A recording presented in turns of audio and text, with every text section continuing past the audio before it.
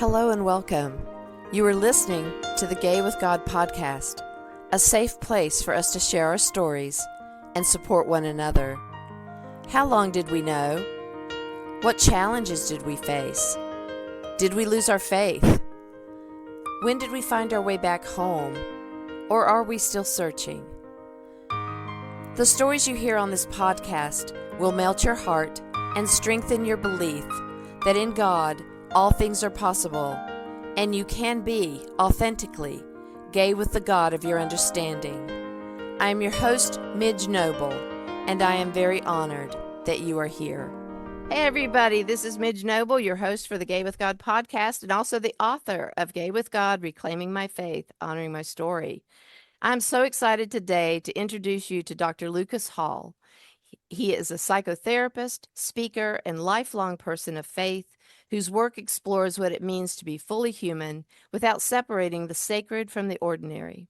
As a gay man raised in the Christian Church, Disciples of Christ, and now serving as an ordained ruling elder in the Presbyterian Church USA, Lucas speaks openly about queer identity, faith, mental health, and the difficult work of holding two truths at once. He is the founder of the GuestHouse Psychotherapy, an LGBTQ plus affirming practice serving adults in Florida, Alabama, and Kentucky. His approach is grounded in radical hospitality and the belief that none of us should have to divide ourselves to belong. Lucas, welcome to the Gay with God house.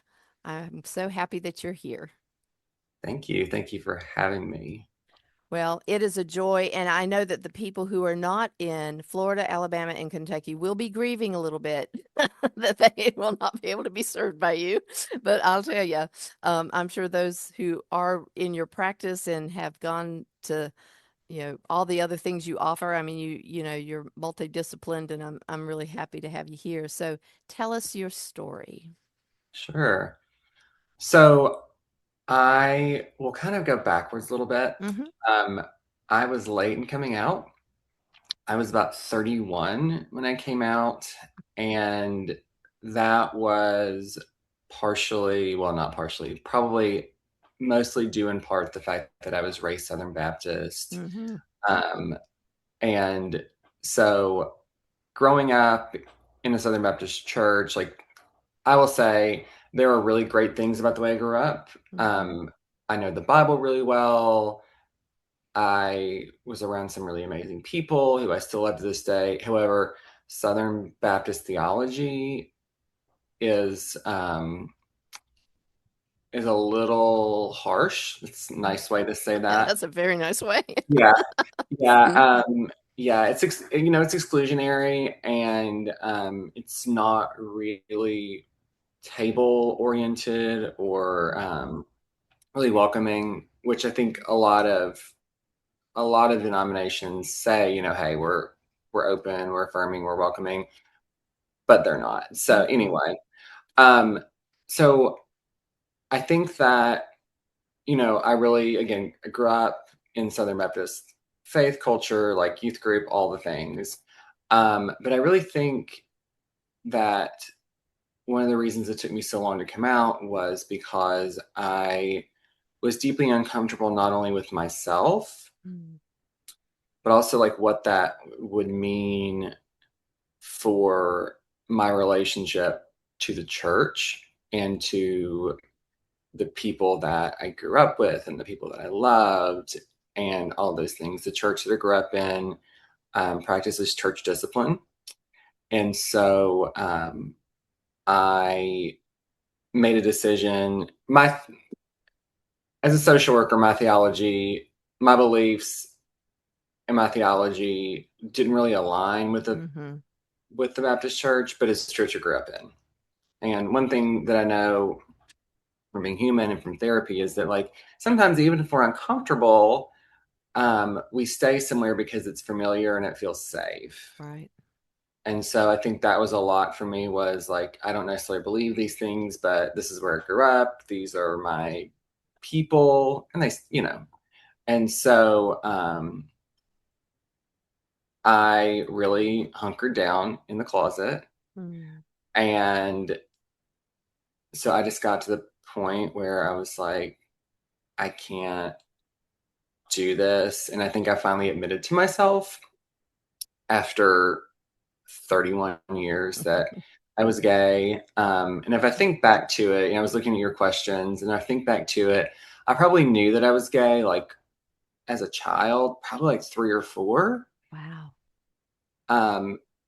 And I don't know that I had a word or conceptualization for it, but I feel like I was different. I know like that's Mm-hmm. cliche, nobody says that, but I remember like playing dress up with my mom's dresses or at Mm-hmm. daycare, Mm-hmm. wearing dresses and, high heels and that kind of stuff. And so, it's funny when we look back at things, you go, oh Yeah. yeah, that was probably really where that kind of started from. And so it's always interesting when people talk about, how do kids know that early? I Yeah. 1,000% know. If you don't have the conceptualization, the words for it, Mm-hmm. that's one thing. But Mm-hmm.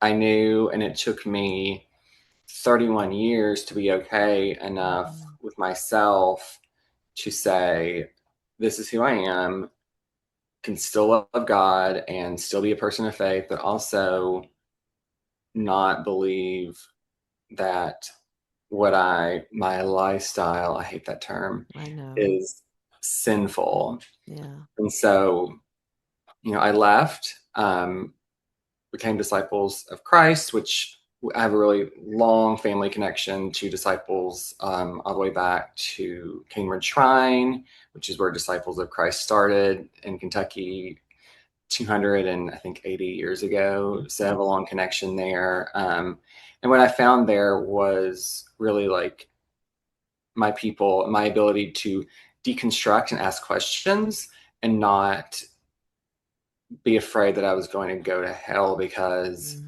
I didn't believe that revelation was real. Mm-hmm. Or, they always said growing up, like, we believe every jot and tittle in the Bible. And I, there's a lot of things that I believe in the Bible. But there's a lot of things that I don't believe because they were written by men. Right.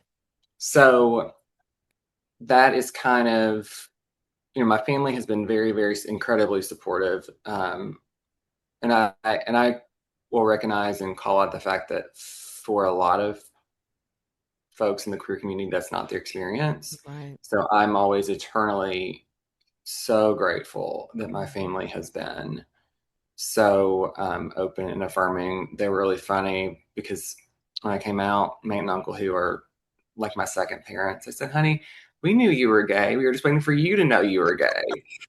So Like, why it's, didn't you tell me? I know.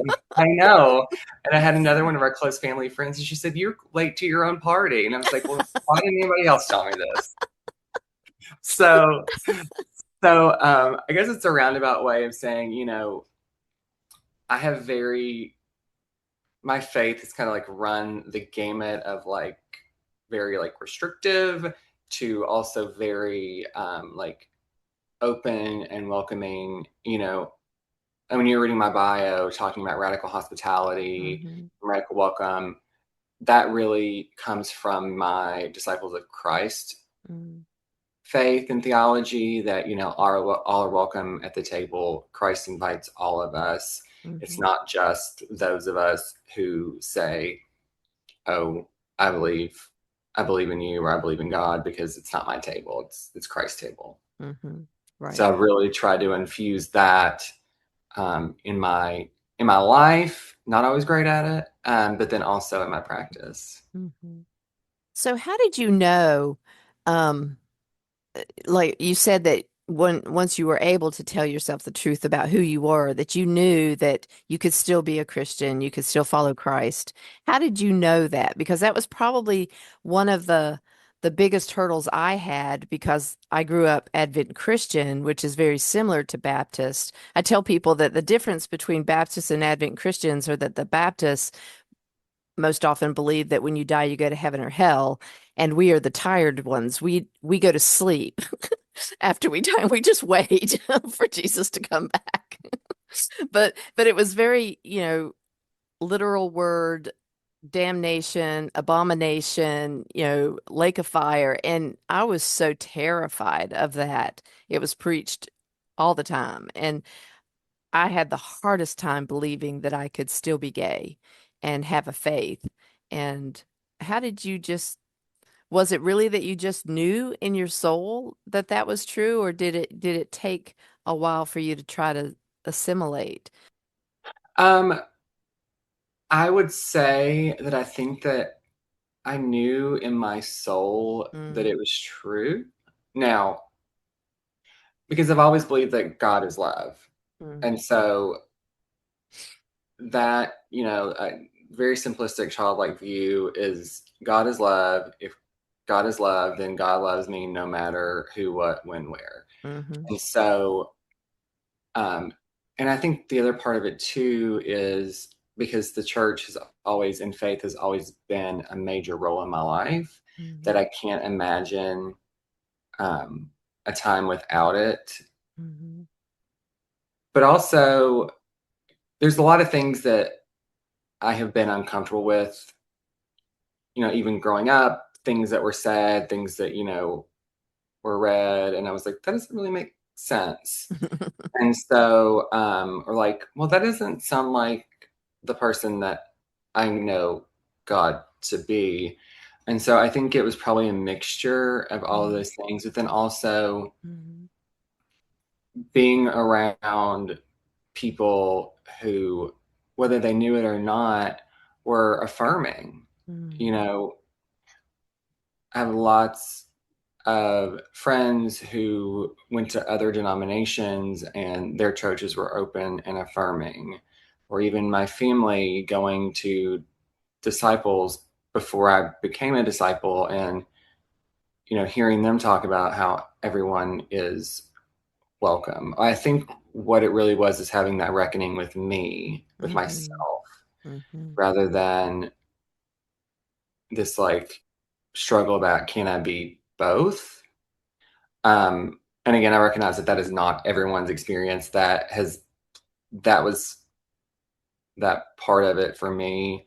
What has been harder for me is to accept people who have this very like harsh conceptualization of God that he is punitive Mm-hmm. and that anybody who doesn't act, look, think, believe just like you is going to hell. Yeah. That has been harder for me than realizing, that I can be gay and be Christian. Mm-hmm. Mm-hmm. Yeah, and that's pretty prevalent. Like you said, that is the wrath of God, and God's gonna whack you. Yes. Yeah.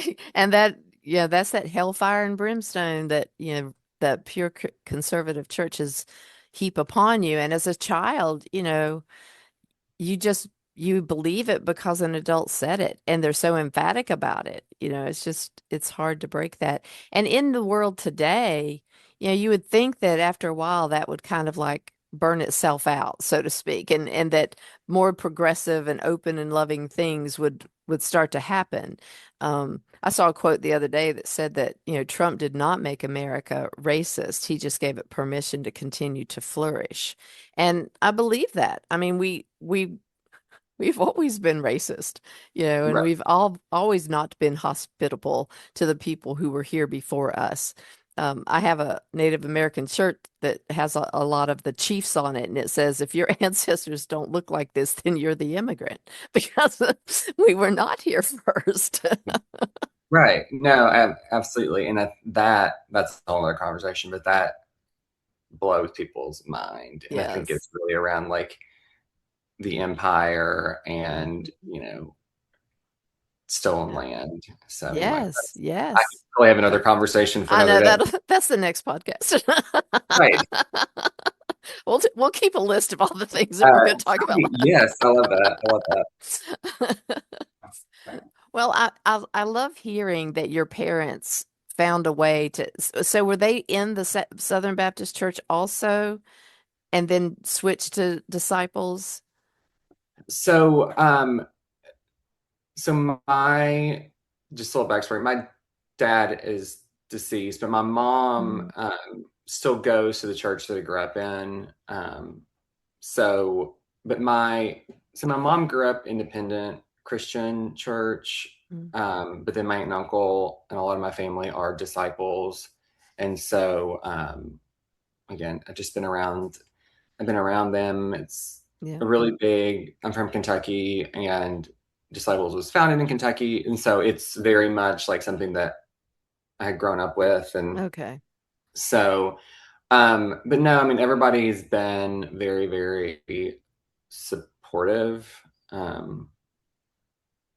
And I could not ask for anything more than that. Right. Right. Well, you could ask, but it's okay if you don't. Right. Right. So tell me more about your work and how you got into that. Sure. So I am a clinical social worker. I'm an LCSW, which is a fancy way of saying I'm a therapist. Funny enough, did not ever want to be a social worker, ever. I wanted to be on Broadway, sing opera. Like, if you didn't know I was gay by then, Here's my banner. Right, yeah. Which actually, the funny thing about that is the church I grew up in had an amazing music ministry, children's choir, adult choir, handbells, orchestra. We did Easter pageants, Christmas pageants. And so really my love of music and church music really came from that, like my life growing up. And so that's, I sang in the choir, played handbells, I did all the things. I still think about Bible stories and parables as vignettes from the Easter pageant we would do. I can hear the songs, I can see the people who were playing certain parts. But anyway, so I started college as a music major and wasn't really feeling it. I ended up getting mono, and I was like, I'm done. My dad was a social worker, and so I knew about it. I was kind of interested in it, and I just started thinking about it and looking at it. And so I made the decision and switched to social work as my major. And that's been about 18 years ago that I switched to social work major, 2008. Never really thought that I would be do therapy. It just kind of like happened, which is not a bad thing at all. I firmly believe that like things happen. I believe that everything will turn out like it should, which I also recognize for a lot of people that's not always true. But for me, that's always been one of those like deeply held beliefs. So worked in a lot of different settings, hospitals, nursing homes, insurance companies, leadership, and consulting. And so I started a private practice a couple of years ago, just on the side, and never any intent on serving like specifically like the gay community. I like working with adults. Doesn't really matter. Like, it didn't really matter at that time. And so I would get people reaching out to me. And I'm always like, well, how'd you find me? And so I was noticing I was getting a lot of gay men. And I'm like, okay, well, like, just curious, like, how'd you find me? And they're like, oh, I saw that you were gay and you could understand and relate. And I was like, oh, yeah. Even my therapist is gay. And so that is the unintentional way I got into it. But now that's most of my practice are LGBTQ folks, primarily because it's that identification piece. And being able to sit in a space with somebody and not have to explain what teach you about the community. Right. I understand. Now, there are some things obviously I'm like, what's that mean? But for the most part, like, you can sit and talk to me like, oh yeah, okay, cool, got it. That language, that's that sheer language. So kind of fell into it, but again, I believe it's divine, sacred, Yeah. holy work. Yeah. I believe if we follow the nudges, that spirit is calling us somewhere. And Yes. it Yeah. may be a roundabout, it may be a whole, hummingbird event. I've talked about how I've bounced from place to place to place like a hummingbird, but every one of those things, if you look back at your journey, every detour you took or every time you turned around, there was a purpose. And you learned something, or somebody else learned from you, or there was some kind of an impact everywhere you go. And it all builds up to where it is that we're headed. But that doesn't stop all of those other stops along the way from being important. And Absolutely. you follow the nudges. And I would love to have the burning bush. Give me that. I'd be cool with that. But no, Right. I get very quiet nudges. Sometimes I have to really, really pay attention. Yeah, no, I 1,000% agree. I wrote an article for my Substack about how my life didn't turn out the way I thought it would be, Hmm. which is totally fine. Wound up being gay and a social worker and all these other things, which are totally fine. And so, one of the things I talk about is like it's okay to not have this life that's linear, but that all of those Hmm. things, to your point, really kind of like build Hmm. and add up Hmm. Hmm. to our life experiences, and the twists and turns Yeah. make our lives what they are. Yeah. Are there other goals that you have set for yourself that you are looking toward, or do you feel like you've achieved where you want to be? And Oh, I would love to retire on a boat in the south of France, put it but out there. but no, I am hoping I'm doing more writing now Mm. than I have done since doctoral school. I swear I'd never Hmm. write again. So I'm doing more writing. I want to do more speaking and really working with churches, faith communities on the Hmm. integration of, you know, queer folks and Hmm. faith Hmm. community. Um, so that's really my next goal, is to broaden my work Hmm. where I can have a national voice. Hmm.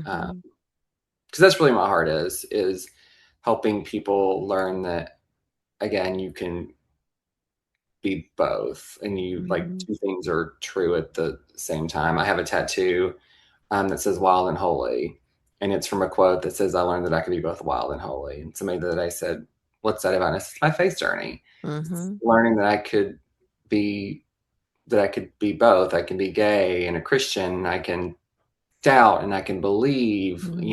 all of the seeming contradictions. Hmm. Hmm. In the world today, are you finding it difficult to have radical hospitality for people who are wanting to kill us? Yes. Yes. It is. And I'm lucky again that I have really great friends. Hmm. So I don't really like see or associate a lot with those folks. Hmm. They're not my people. Hmm. Um, but it is, and I think like kind of back to what I said earlier about um, the people who were so sure about everything. Hmm. That's I do struggle with it, and I think that's probably why I Hmm. keep my distance a little bit, is because it really does actually make me like sad. It doesn't make me angry. It Hmm. makes me sad and full of sorrow in a way Hmm. that people have such a strong belief that their hatred is correct. Hmm. Yeah. Yeah. I think that's the journey I'm on now, is that, I've always been inclusive and open, and I didn't care who you were or where you came from, or um it, I just loved being with people. Right. And most lately, I don't.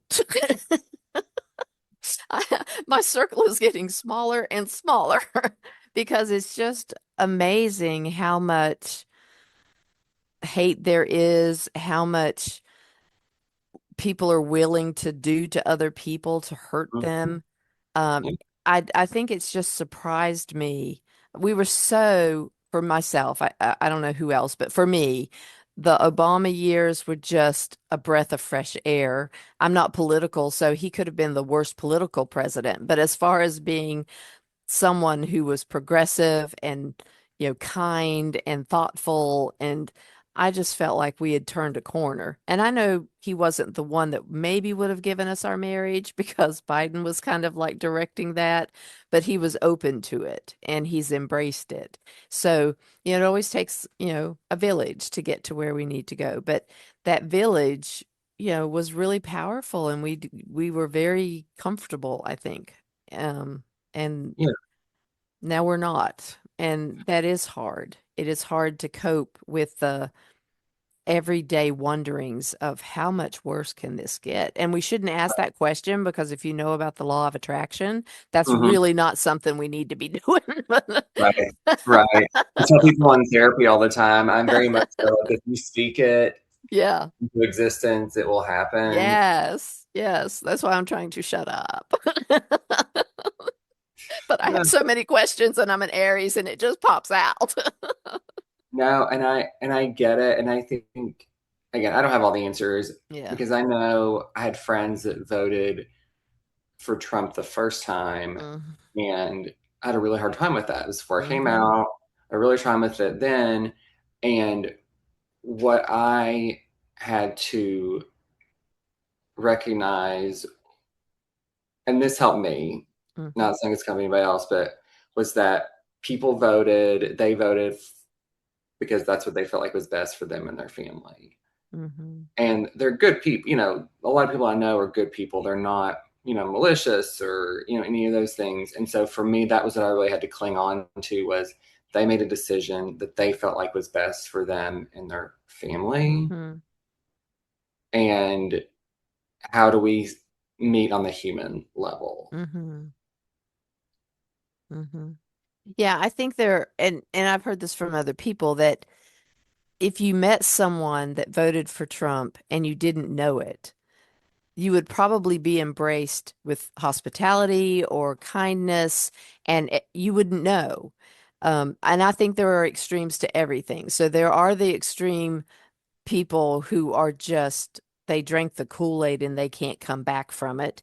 And then there are people who did exactly what you said. They made a decision that they thought was right at the time. And some of those have regretted that and they didn't vote the second time, but some still did. And that's their right to vote.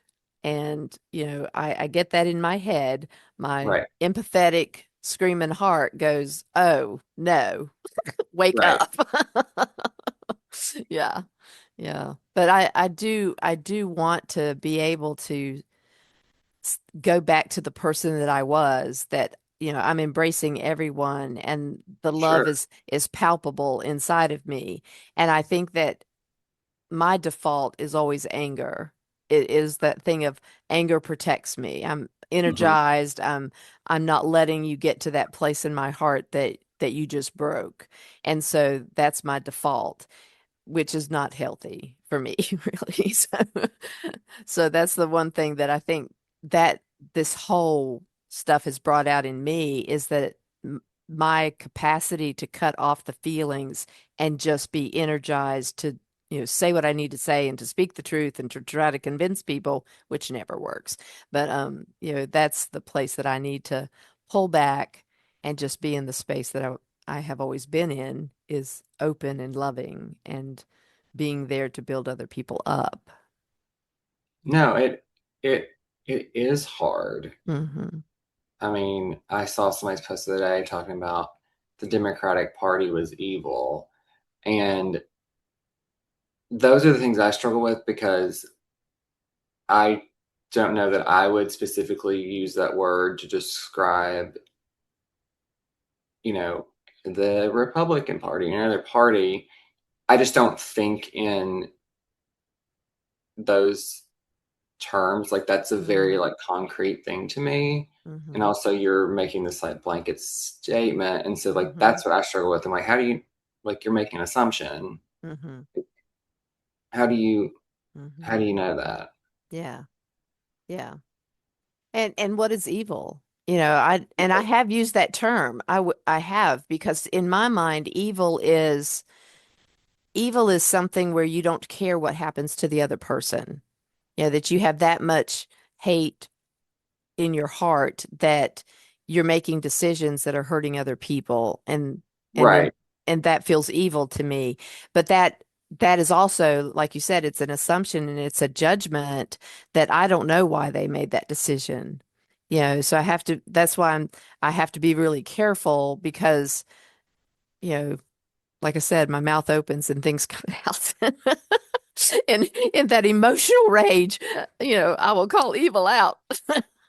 No, and I think that there is certainly like a place for that. That's Hmm. that like is it righteous anger, righteous Yeah. indignation. Yeah. Yeah. So yeah, absolutely. And I try to I tried really hard this year to work on being peaceable with all people. Yeah. Good And for so I'm you. trying like really that was my goal for this year. For the most part I've been okay, Good. but it is hard. It is Yeah. very hard. I mean, I'm human Yep. and I am fallible and I get angry and yeah, I have Yeah. my moments. Yeah. Now, see, that's what good therapy is, even though you're not my therapist and you're not doing therapy at this moment, but just your openness to hear, where I'm at. And then you Yeah. reframed it really well. Thank you very much. You did a, Oh, thank you. you did a Thank you. great job of reframing Thank, my anger. thank you.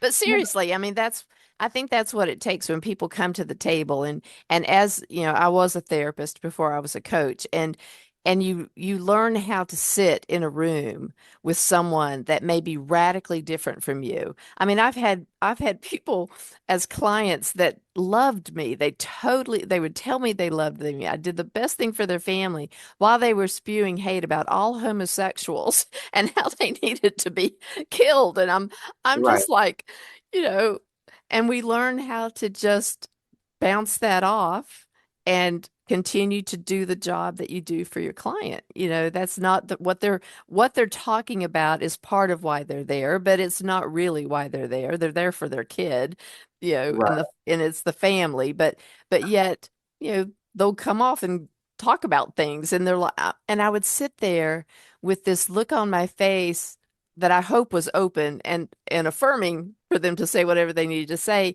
and yet laughing inside that, like, do you know who you're talking to? Right. Apparently not. Right. And I don't know if you had this experience, but like when I gently or when I call people out for things that they've said, they're like, well, but not you. I didn't mean you. And I'm just like, but I am part of that community. And so Yeah.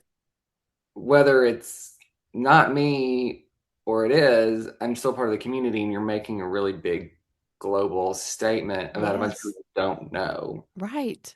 Right. And why are you concerned about who I'm sleeping with? Yeah. Yeah. Yeah. I'll never, and I wish everybody would be required to watch that 1946 movie about the mistranslation. It's like, just please. I had a conversation with a friend of mine. I went to Berkshire Christian College back in the day, and I still am friends with some of those folks. And this guy saw me post something about the Bible. It was a video I reposted because the guy did a really good job of saying, we don't need to take all this so literal. Look at Leviticus, and he did such a great job. And I posted it, and my friend writes to me and says, "I am very disappointed that you posted that video because I would think that you knew better." And I said, a lot of things in my head. This is one of the times that Midge kind of shut it down a little bit before before posting, but it was a fury up in there. And I finally said, well, I'm a little disappointed in your post, um, because, and he goes, well, why? Why would you be disappointed in me? And I said, because you haven't changed a bit since we were in college and graduated in 1985. You still believe the exact same thing that you have always believed, and it doesn't sound like you've opened your mind to any kind of new understanding of the Bible. You Mhm. know, you haven't opened your mind to consider that there was a mistranslation in the word homosexuality. You haven't opened your mind to being compassionate to people. Oh, I have friends that are gay, and I said, Oh, I hate that. I do too. And I also hate the love the sinner but hate the sin. I was like, oh, mm. But even at that, he there's no way. I mean, that's propaganda. We can't change our mind about the Bible because anything else is propaganda. You can't read anything other than just the Bible. I asked somebody one time, I said, do you have a daily devotion that you take from your church and read the thoughts of people that talk about that scripture? Well, of course I do. That is my morning thing that I do that every morning. And I'm like, is those other people's thoughts propaganda? And then there's No, like silence.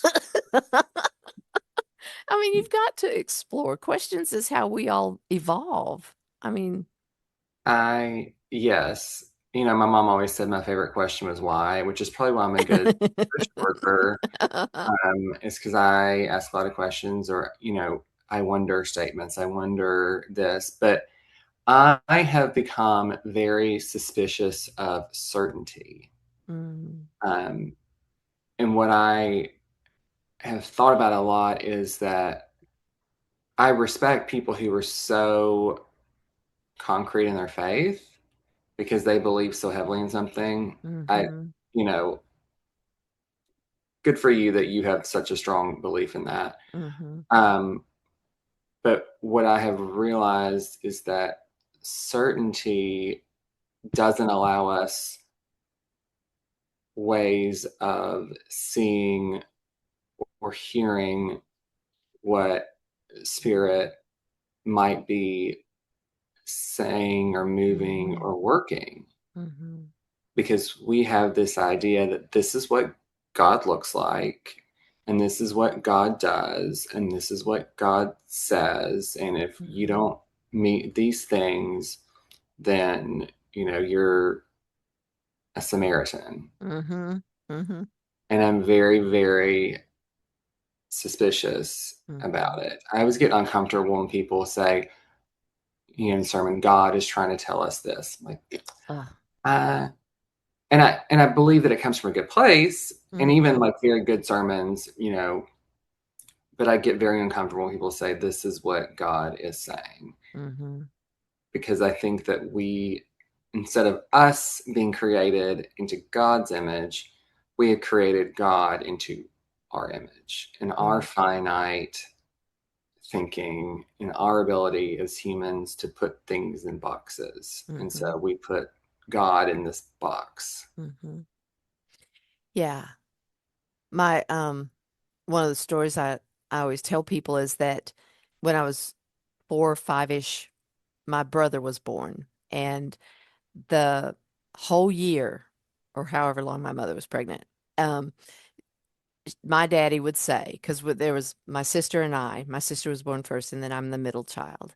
And he would say that entire time, well, we've tried twice to get it right, and I want a boy, so we can, so now I want a boy. And he would also say, and this is off the cuff, he would say, but enough that I heard it and I internalized it. If we don't get a boy this time, I'll just kill myself. Now, I'm Wow. sure that people may or may not have taken that seriously. It didn't seem like they did, but I heard it. And so these things were repeated multiple times as they would talk to friends and whatever. So the night that my brother was born, I was staying at we were all, my sister and I were at Mama and Papa's, and my Papa had gone to see the baby and came home, and and I said, he says, he comes in the door and he goes, well, Midgie, Debbie, there's a new baby. And I said, well, is it a boy? And he goes, why, yes, Midgie, it's a boy. And I said, well, thank God. Now Daddy won't kill himself. And apparently everybody was like quiet and didn't know that I had really taken all of that seriously. And my very next question after that was to and my grandfather was a hellfire and brimstone preacher, by the way, for Oh, many years. Yes. And so the very next question that I asked was, well, who made God? Which I think for my age was a pretty good question. And his response was, go to bed. So those people who believe the literal part of the Bible and that we're supposed to accept all of it, my question is always, well, if it, who made God? Who is this person that we all have faith in and that we follow? Who are his people? Because, from the South, that's yes. important. Who is his people? I want to Yes. know. Yes. And and I have asked the same question Yay. as a child, and sometimes I still wonder that. I'm like, I know. and I think it's because, again, as humans, our minds are so finite Yeah. that the ability to grasp this, Yeah. esoteric, nebulous concept, Yeah. God it's mind boggling. It really is. I go down the rabbit. I haven't done this in a long time, but I used to go down the rabbit hole of like forever. Like forever's a long time. Yeah. And Yeah. you were talking about like your people take a rest and then Yeah. I'm like, well, that sounds good. Yeah. I'm like, that sounds really good. I like that because I'm like, well, forever, that's forever. Do you like, and that's my human brain. Yes. Yes. Yeah. Well, and the other thing is that my atheist friends love to ask me, well, why do you believe? What is it about? If you don't even know who God is or who made God, why do you believe that? And I said, I don't have a good answer for that. I just know that even when I tried to not be, a Christian, it's like I'll believe anything else, spiritual, not religious, because it just became right after I came out. It was like, I just don't know. I don't know how to put all these things together. And Right. so I just kind of stepped away. And yet the nudging to be back in a family of believers, the nudging to come back and have a very open and clear relationship with God didn't make sense to me, but it was something that I was being drawn back to. And I said, all I can tell you is that I believe without understanding. And I said, people call that faith. I said, I don't know if that's faith, but I know that I can't not do it. And I believe it. I believe that I said, it makes more sense to me than two rocks clacking together and making all of this intricate body and this life that we have. I said, I can't believe that evolution could just do all of this. And I said, so I have to believe that there is a God that created us and that will be something I will never understand probably until I get to the other side or the other side comes here. I don't care. But Right. Right. at some point, what we're living in now is going to be over. Yes. Yes. There might be a rest in between though, right? That would be No. fine because I'm one tired girl. Our time is almost up, but I want to say that you are a delight, that I want to have you back. I know that what we're going to talk about at some point, is bigger than this introduction, but I always love to get people to understand who you are. And then when we go deeper, they can always re-listen to this Yeah. and get your ground. But I am so delighted to know you and to have you in the circle. And I can't wait to have you back. I will cannot wait to come back as well. Yay. Well, thank you so much. And guys, thank you. If you want to learn more about Lucas, you can go to the Gay with God show page at empoweredmidge.podbean.com and you will see all the places that you can link up and get to know Lucas any better. And if you live in let me get it right. Florida, Alabama, and Kentucky. Look this guy up because this is the real deal and you're going to get some great help from Lucas. You can also check out our Facebook group, Gay with God, where we do a monthly group online entitled My Faith Journey. And we're a very small group, but we're very as Lucas would say, radically hospitable. And we love to have you there and share your thoughts. And sometimes we have topics, and sometimes we just get in there and support each other for whatever's going on in the day. Remember that if you are listening to this podcast and are questioning whether you can be gay and be in a relationship with the God of your understanding, if you identify as LGBTQIA+, are not even sure if you're gay, God has always been within you. Even when you didn't know it, you have always been gay with God. Thank you, everybody. Stay tuned so you can see how to join the Gay with God community. And as always, you are loved. I want to invite you to become a part of the Gay with God community. How can you do that? Stay connected by messaging me your thoughts and comments in the comment section under the downloads of the show on the Gay with God show page. Subscribe to this podcast wherever you listen and share so we can increase our community outreach and be a light to those who are struggling to claim their faith. Consider being a sponsor so I can highlight your service in our community. We are all worthy of respect and a relationship with the God of our understanding. I want to thank you in advance for supporting this podcast. Together, we as a community will keep this show visible and our community stronger. Deep gratitude to my friend Tim McClendon of Tim McClendon Music for allowing me to use an excerpt from Interlude 4, a song found on his CD entitled Sundance.